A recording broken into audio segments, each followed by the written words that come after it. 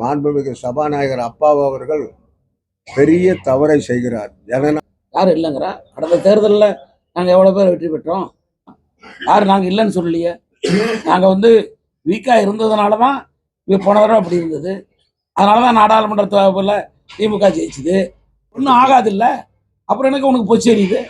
அப்புறம் ஏன் பயப்படுற? ஏன் நட்டுக்கிறீங்க? ஏன் உங்கள் முதலமைச்சர் கை 2 கை இப்படி இப்படி இப்படி ஆடுது? எனக்கு பிரைம் மினிஸ்டர் நிற்கும் போது இப்படி ஆடுத, ஏன் ஆடுது? ஆக அவருக்கு பிடிச்சிருக்கு பேசுறாரு. அன்னைக்கு பாரதிய ஜனதா கட்சி இல்லை. ஸோ தாமரை சின்னம் எம்ஜிஆர் கொடுத்த சின்னம்னு கூட சொல்ல. ஒரு 10 நாள் இடைவெளியில் ஒரு மிகப்பெரிய எதிர்பார்ப்பை இந்த நாடு காணும். நீங்க ஒரு கேள்வி கேட்பீங்கன்னு உங்களை பார்த்துக்கிட்டே இருக்கிறேன். இஸ்ரோ யூனிட் தனுஷ்கோடியில் ஆரம்பிச்சிருக்காங்க.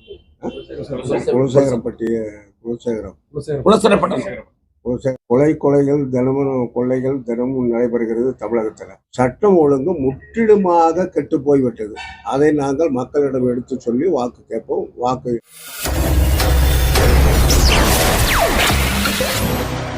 இன்று எங்களுடைய மாநில துணைத் தலைவர் திரு வி.பி. துரைசாமி அவர்கள்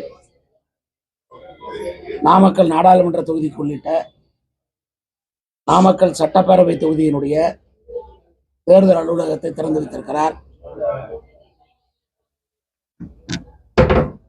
தேர்தல் அலுவலகம் ஏற்கனவே நாமக்கல் நாடாளுமன்ற தொகுதியை பொறுத்தவரை பரமத்தி வேலூர் சட்டப்பேரவை தொகுதியுடைய அலுவலகம் திறக்கப்பட்டது.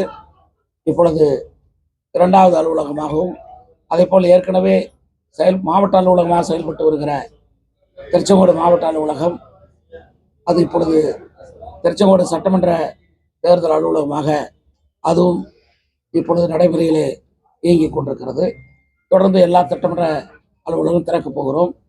இந்த நடவடிக்கை குறித்து நாடாளுமன்ற தொகுதியிலே பாரதிய ஜனதா கட்சி எத்தகைய பணிகளில் இன்றைக்கு சிறப்பாக நடத்தப்பட்டு கொண்டு வருகிறது என்பதை பற்றியும், தேர்தல் காலத்தில் எங்களுடைய வியூகங்கள்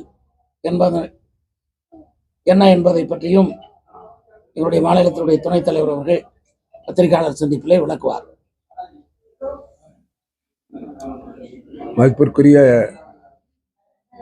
பாரதிய ஜனதா கட்சியினுடைய சேலம் பெருங்கோட்ட பொறுப்பாளர் மரியாதைக்குரிய டாக்டர் கேபிஆர் அவர்களே, நாமக்கல் மேற்கு மாவட்ட தலைவர் தம்பி ராஜேஷ் அவர்களே, மற்றும் வருகை புரிந்திருக்கின்ற பொதுச் செயலாளர்கள், நாமக்கல் நகர பிஜேபி தலைவர் அன்பு தம்பி சரவணன் அவர்களே, பொதுச் செயலாளர்கள் ரவி அவர்களே, சேது அவர்களே, மற்றும் குழுமியிருக்கின்ற பொதுச் செயலாளர் முத்துக்குமார் அவர்களே, குழுமி இருக்கின்ற மகளிர் அணியை சார்ந்த சகோதரிகளே, ஒன்றிய தலைவர்களே, தம்பி லோகேந்திரன் அவர்களே, உங்கள் அனைவருக்கும், ஊடக பிரிவில் பணியாற்றுகின்ற உங்கள் அனைவருக்கும் எங்களது பணிவான வணக்கம். தேர்தல் பணிமனை 6 தொகுதிகளுக்கும் திறக்க வேண்டிய நிலையில் நாங்கள் இருந்தாலும் ஒரு 3-4 அலுவலகம் திறந்தாகிவிட்டது. மாண்புமிகு பிரதம மந்திரி சென்னைக்கு வர இருக்கிறார்கள். அதன் பிறகு சங்ககிரியும் சாந்தமங்கலம் தொகுதிக்கும் நாங்கள் திறந்து வைத்து விடுவோம். உங்கள் மூலமாக இந்த நாட்டு மக்களுக்கு தெரிவிக்க விரும்புவது, பட்ஜெட்டை தாக்கல் செய்த தமிழக நிதி அமைச்சர் அவர்கள் பட்ஜெட்டை பற்றி 2 நாட்கள் விவாதம் செய்யாமல் சட்டசபையை பாரத பிரதமர் மாண்புமிகு மோடியை தாக்கி பேசுவதற்கும், பாரதிய ஜனதா கட்சியினுடைய சித்தாந்தங்களை கிண்டல் கேலி செய்வதற்கும் இடமாக சட்டசபையை மாற்றியதற்கு நாங்கள் உண்மையிலே ஒரு வரலாற்று சிறப்புமிக்க தமிழக சட்டப்பேரவையில் இது போன்ற சம்பவம் நடக்கிறதே என்ற வருத்தத்தை தெரிவித்துக் கொள்ள கடமைப்பட்டிருக்கிறோம். 2வதாக, மாண்புமிகு சபாநாயகர் அப்பாவு அவர்கள் பெரிய தவறை செய்கிறார். ஜனநாயகத்திற்கு விரோதமாகவும் மக்கள் பிரதிநிதித்துவ சட்டத்திற்கு எதிராகவும் அவர் செயல்படுவதை உங்கள் மூலமாக அவருக்கு பாரதிய ஜனதா கட்சி நாமக்கல் மாவட்ட மாவட்ட பாரதிய ஜனதா கட்சி தனது கண்டனத்தை கடுமையாக தெரிவித்துக் கொள்கிறது. காங்கிரசிலிருந்து சேர்ந்த சகோதரி விஜயதரணி இடத்தை விளவங்கோடு தொகுதியை காலியாக இருக்கிறது என்று நேற்றைக்கு அறிவித்திருக்கிறார் மரியாதைக்குரிய சபாநாயகர் அப்பாவு அவர்கள். ஆனால் ஒரு 60 நாளைக்கு முன்பாக தமிழக அமைச்சராக இருக்கின்ற பொன்முடி அவர்கள் கோரி மணல் அள்ளுவதிலே குற்றவாளி என்று உயர்நீதிமன்றம் ஜட்ஜ்மெண்ட் சொன்னதுக்கு பிறகும் கூட 60 நாள் ஆகியும் திருக்கோவிலரை இன்றும் காலியாக இருக்கிறது, வேக்கண்ட் என்று அறிவிக்க தயங்குவதனுடைய மர்மம் என்ன? இது சட்டத்திற்கு விரோதமானது, ஜனநாயகத்திற்கு விரோதமானது. எனவே உயர்நீதிமன்றம் அவர்களுடைய பனிஷ்மெண்ட் கன்விக்ஷனை சபாநாயகருக்கு தெரிவிக்கவில்லையா? அப்படி தெரிவித்திருந்தும் இவர் மறைப்பதனுடைய மர்மம் என்ன? ஒரு பொதுவான மனிதராக ஒரு நீதிபதியாக இருக்க வேண்டிய அப்பாவு அவர்கள் நீதி தவறி நெறி தவறி அவர் பணியாற்றுகிறார் என்ற கண்டனத்தை தெரிவித்துக் கொள்கிறோம். திருக்கோவிலூர் காலியிடமாக இருக்கிறது என்று அறிவித்துவிட்டால் நடைபெற உள்ள நாடாளுமன்ற தேர்தலில் அதையும் சேர்த்து வைத்து விடுவோம். இதைதான் உங்கள் மூலமாக நாமக்கல் மாவட்ட பாரதிய ஜனதா கட்சி தெரிவித்துக் கொள்ள விரும்புகிறது. அவசியமாக திருக்கோவிலரை காலியிடமாக அறிவிக்க வேண்டும் என்று உங்கள் மூலமாக நானும் மாண்புமிகு சபாநாயகர் அப்பாவு அவர்களுக்கு வேண்டுகோள் வைக்கிறேன். பாஜக தமிழகத்துல வீக்கா இருக்குது, அதனாலதான் பிரதமர் மோடி அடிக்கடி இங்க பிரச்சாரத்துக்கு வர்றாரு, பல்வேறு நிகழ்ச்சிகளுக்கு வர்றாரு அப்படின்னு அமைச்சர் சேகர்பாபு சொல்லியிருக்காரு. அது உண்மைதானே? உண்மைதான், யாரும் இல்லைங்கிறா. கடந்த தேர்தலில் நாங்கள் எவ்வளோ பேர் வெற்றி பெற்றோம் என்ன? ஆக இந்த தேர்தல் நாங்கள் எங்களை முயற்சி எடுத்து நாங்கள் அதிகப்படியாக 39 நாடாளுமன்ற தொகுதியிலும் வெற்றி பெறணும். 39 நாடாளுமன்ற தொகுதியில் வெற்றி பெறத்துக்கு எங்களுடைய தலைவர் அதற்கான முயற்சியில் ஈடுபட பிரதம அமைச்சர் வர்றாரு. அதான் உண்மைதான், யாரும் நாங்கள் இல்லைன்னு சொல்லலையே. நாங்கள் வீக்காக இருந்ததுனால தான் போன தடவை அப்படி இருந்தது. அதனால தான் நாடாளுமன்ற தேர்தலில் திமுக ஜெயிச்சுது. நாங்கள் இன்னைக்கு இந்த தடவை இப்போ வளர்ந்துருக்கிறோம், வளர வேணும். தேர்தலில் மக்களுடைய ஆதரவை கேட்குறோம். இதில் என்ன, இது எல்லாத்துக்கும் தெரிஞ்ச விஷயம் தானே. அது வேணா சொல்லிக்கோ, உன் வைத்தறிச்சலுக்கு சொல்லிக்கோ. ஏன் உனக்கு என்னதுக்கு ஒன்றும் ஆகாது இல்லை, அப்புறம் எனக்கு உனக்கு பொச்சு எரியுது என்ன? உனக்கு எதுக்கு எரியுது? நீ பேசாம கிடக்க வேண்டியதானே, இருக்க வேண்டியதானே? நீ பெரிய மந்திரி என்ன? இப்ப எல்லா கோயிலையும் தான் போற, எல்லா தெய்வங்களும் தான் உனக்கு சப்போர்ட் பண்ணுன்னு நினைக்கிற, அப்புறம் ஏன் பயப்படுற? ஏன் நட்டுக்கிறீங்க? ஏன் உங்க முதலமைச்சர் கை 2 கை இப்படி இப்படி இப்படி ஆடுது?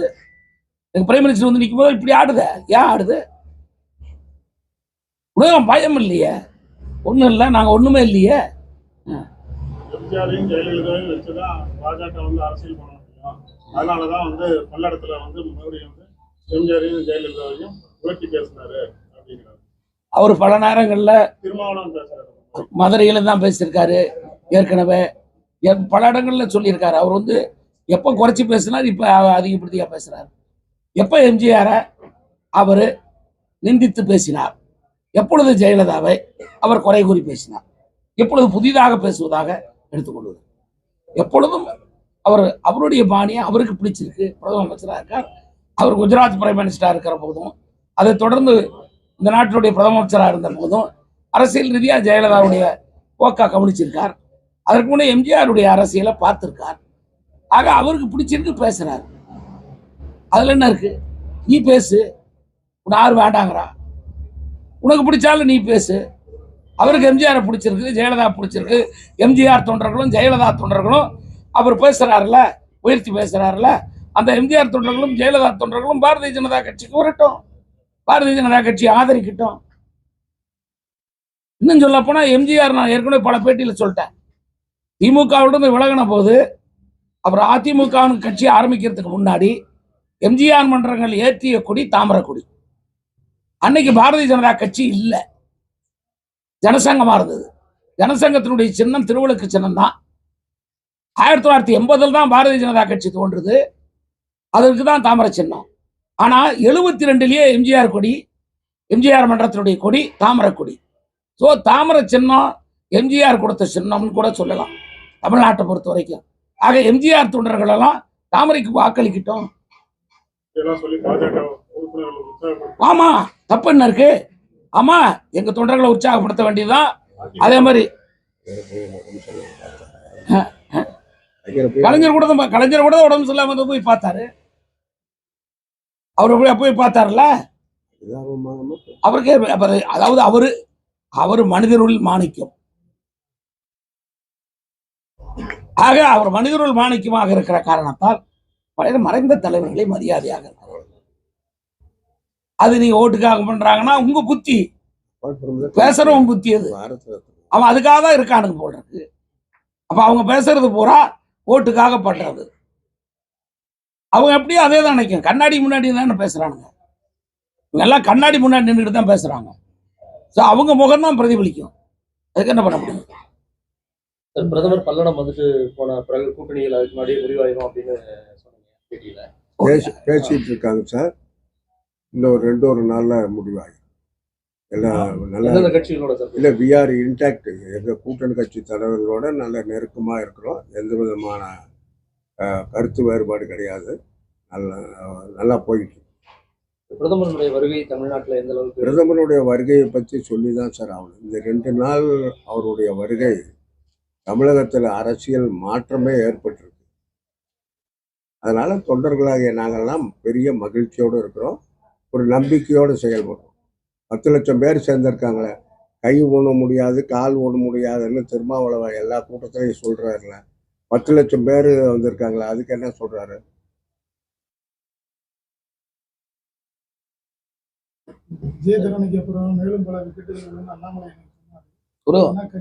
ஒரு வாரம் தள்ளி வச்சிருக்கோம்னு சொல்லியிருக்கிறேன். அவங்க நேற்று வந்து அவசரமாக பண்ண முடியாமல் போச்சு. ஏன்னா நான் அப்போ பண்ணிட்டு மறுநாள் பிரைம் மினிஸ்டருடைய ஸ்டேஜில் அவங்கள ஏற்ற முடியாது. என்ன அந்த அந்த அந்த காலகட்டம் எங்களுக்கு அது தாண்டிடுச்சு.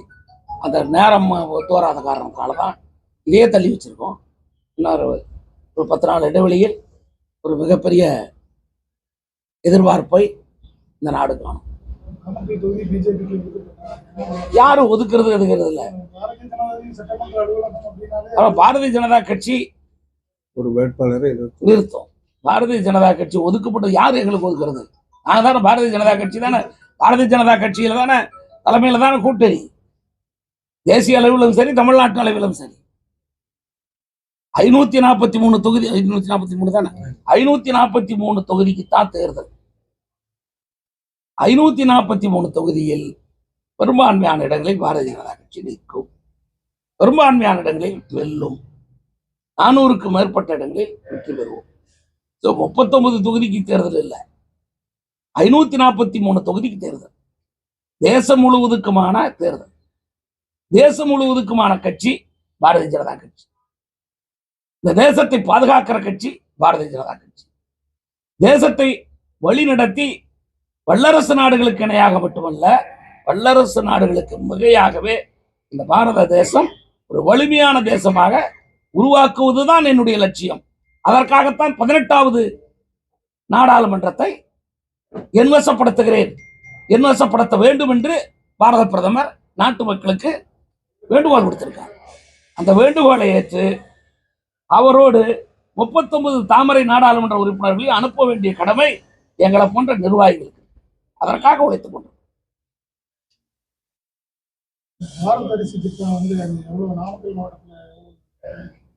இப்ப இன்னைக்கு தான் வந்திருக்கு. இன்னையிலிருந்து தான் தொடங்கி பண்ணது. கிட்டத்தட்ட 1 லட்சம் பைகள் இந்த நாடாளுமன்ற தொகுதிக்கு கொடுப்போம்.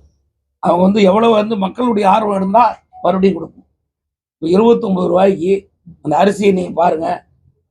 பாஸ்மதி அரிசிக்கு அடுத்த கட்டத்தில் இருக்கிற அரிசி, பொன்னிக்கு உயர்ந்திருக்கிற அரிசி. உங்களுடைய வெள்ளப்பொன்னி அரிசிக்கு உயர்ந்த அரிசி, பாஸ்மதி அரிசிக்கு அடுத்த கட்ட அரிசி. ஆக மிக சன்ன ரகம். நீங்கள் தமிழ்நாட்டில் அந்த அரிசியெல்லாம் 80 ரூபா 100 ரூபா போடணும். அது பாரத் அரிசி இப்போ 29 ரூபாய்க்கு, ஒரு கிலோ 29 ரூபாய்க்கு 10 கிலோ கண்ட சுப்பமாக 290 ரூபாய்க்கு குறைந்த விலையில் வருது. வேன்லேயே தான் கொண்டு போய் இந்த மாதிரி உழவர் சந்தை இடம், மார்க்கெட்டு, அந்த மாதிரி இடங்கள்ல நிற்க போறாங்க. இந்த நாடாளுமன்ற தொகுதிக்கு மட்டும் 6 சட்டமன்ற தொகுதிக்கும் 1 லட்சம் பைகள் வரும். தம்பி, நீங்க ஒரு கேள்வி கேட்பீங்கன்னு உங்களை பார்த்துக்கிட்டே இருக்கிறேன். இந்த தனுஷ்கோடி விவகாரத்துல மரியாதைக்குரிய பாராளுமன்ற உறுப்பினர் கனிமொழி அவர்கள் என் தந்தையார் கேட்டுக்கொண்டது, என்னுடைய அண்ணன் முதலமைச்சர் கேட்டுக்கொண்டது, நானும் கேட்டுக்கொண்டேன். அதனாலே இஸ்ரோ யூனிட் தனுஷ்கோடியில் ஆரம்பித்தோம். குலசேகரப்பட்டினத்தில் துவங்கப்பட்டது என்று நேற்றைக்கு ஒரு பொய்யான கருத்தை சொன்னார். அதை வன்மையாக நாங்கள் மறுக்கிறோம். யாரும் கேட்கவில்லை. இங்கே தென்புலத்தில் சைனாக்காரர்கள் ஸ்பை ஷிப் என்ற ஒரு கப்பலை ஒரு வருட காலமாக அந்த பகுதியில் நிறுத்தி வைத்துக் கொண்டு வேவு பார்க்கிறார்கள் இந்தியாவுக்குள் நுழைவதற்கு. அதை தடுக்கின்ற விதத்திலும் தமிழ்நாட்டை காப்பாற்ற வேண்டும் என்ற எண்ணத்திலும் பாரத தேசத்தை காப்பாற்ற வேண்டும் என்ற எண்ணத்திலும் பாரத பிரதமர் அந்த யூனிட்டை நேற்று தொடக்கி அடிக்கல் நாட்டு வைத்திருக்கிறார். மதிப்பிற்குரிய நாடாளுமன்ற உறுப்பினர் சொன்னது போல கலைஞரும் இந்த கோரிக்கை வைத்ததாக எனக்கு நினைவில்லை. மாண்புமிகு முதலமைச்சர் அவர்களும் இந்த கோரிக்கை மத்திய அரசாங்கத்துக்கு வைத்ததாக எனக்கு நினைவில்லை. அவர்கள் கூறிய கருத்தை 100க்கு 100% நாங்கள் மறுக்கிறோம். தொடர்ச்சியா திமுகவை தான் பாஜகவும் 2 நாள் பிரதமரும் அடியே பேசுறாங்க. அதிமுகவை பத்தி பேசுறதே கிடையாது, பேச வேண்டிய அவசியம் இல்லை. அதனால கூட்டணியில நீங்க மறைமுகமா கூட்டணியில இருக்கிறாங்க அப்படின்னு எடுத்துக்கலாம். இல்லை, பேச வேண்டிய அவசியம் இல்லை. காரணம் ஏன்னா இப்போ தமிழ்நாட்டில் ஒரு அகம்பாவத்தோட அதிகார துஷ்பிரயோகம் செஞ்சுக்கிட்டு ஆட்சி கட்டில் உட்காந்து அரசாங்கத்தை பயன்படுத்தி அதன் மூலமாக சம்பாதித்த பணத்தை வைத்து பணபலம், பதவி பலம், அதிகார பலம், இந்த 3ஐயும் வைத்து தேர்தலை சந்திக்கலாம் என்று நினைக்கிற கட்சி திமுக. ஆக அதை சந்திக்க வேண்டியதுதான் பாரதிய ஜனதா கட்சியுடைய நோக்கம். அதிமுக எதிர்கட்சி, அது தமிழ்நாட்டு அரசியலில் தமிழகத்திற்கான அரசாங்கத்தோடு எதிர்வினையாற்றி இருக்கக்கூடிய கட்சி. ஆக அதை இந்திய நாடாளுமன்றத்திற்கான தேர்தல் நடைபெறுகிற இந்த நேரத்தில் அதை ஒரு விவரமாக, இன்னும் சொல்லப்போனால் அவர்களுடைய பாணியை நாங்கள் எதிர்த்து பேச வேண்டிய அவசியம் இல்லை. அவர்கள் பிரதம அமைச்சரை இதுவரை குறை கூறி எந்த அறிக்கையும் அவர்கள் விடவில்லை.